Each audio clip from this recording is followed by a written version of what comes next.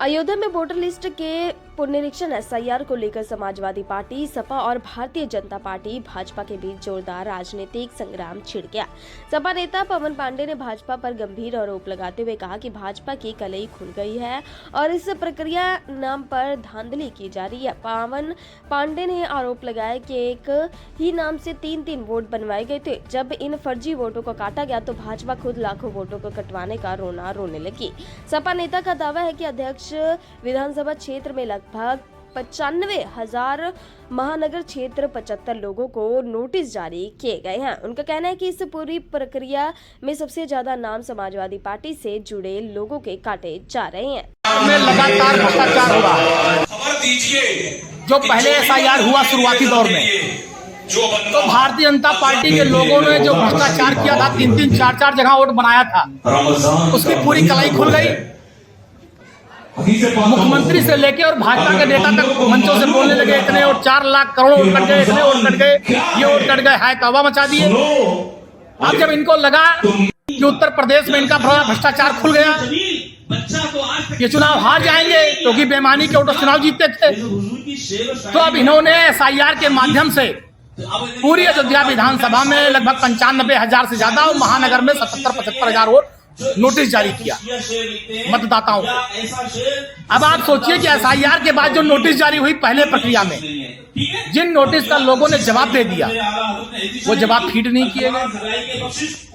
जब वो फीड नहीं किए गए, दोबारा उन लोगों को नोटिस आई है 95,000 लोगों को। और बहुत से ऐसे लोगों को नोटिस आई जिनका एसआईआर का फॉर्म पूरा सही है, जिसमें आपने 2003 की पहली जो सूची जारी की वोटर लिस्ट, उसमें पता लगा माता पिता की उम्र 45 साल है 2003 में, और उसके बाद आपने जब उसको टाइप करा के दोबारा जारी किया तो पिता की उम्र जो है 22 साल हो गई।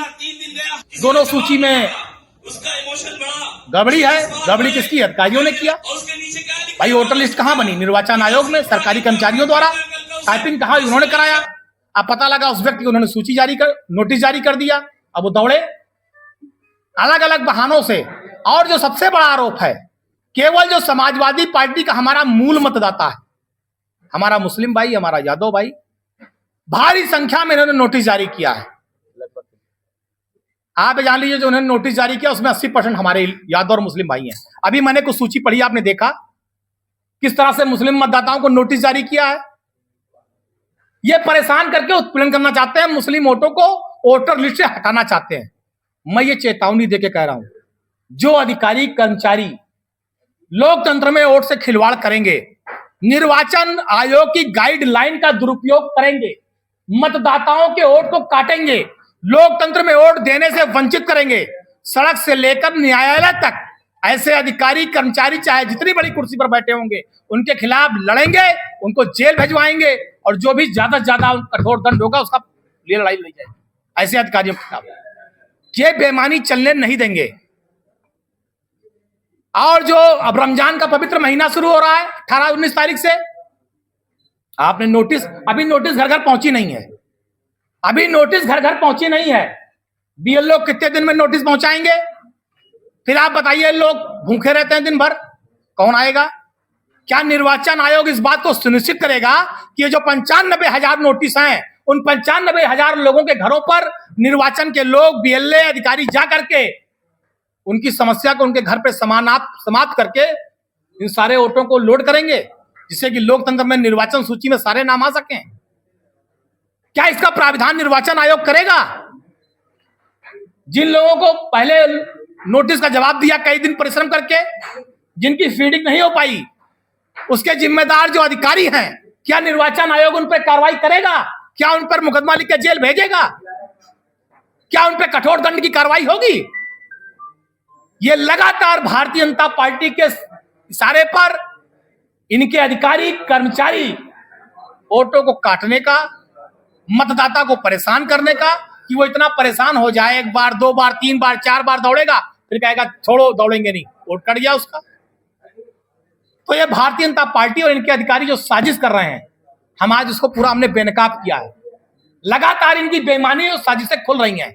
हमारा मीडिया के माध्यम से अनुरोध है कि आप लोग सच्चाई को सामने लाइए।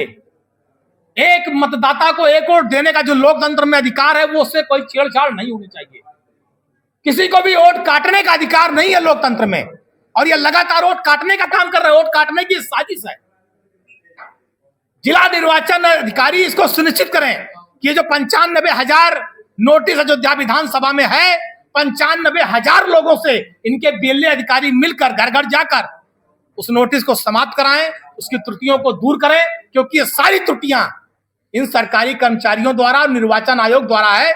जो मतदाता, उसकी कोई कमी नहीं है, ये इनकी कमियों से नोटिस आई हैं, निर्वाचन अधिकारियों के और निर्वाचन विभाग के।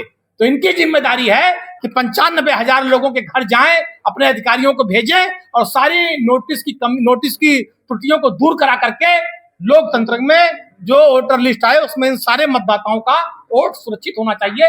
ये हमारी जायज मांग है। और जो भी इसमें कर्मचारी अधिकारी भारतीय जनता पार्टी निर्वाचन आयोग के सदस्य की तरह काम करेंगे, उनके खिलाफ हम सड़क से लेकर न्यायालय तक लड़ेंगे। धन्यवाद।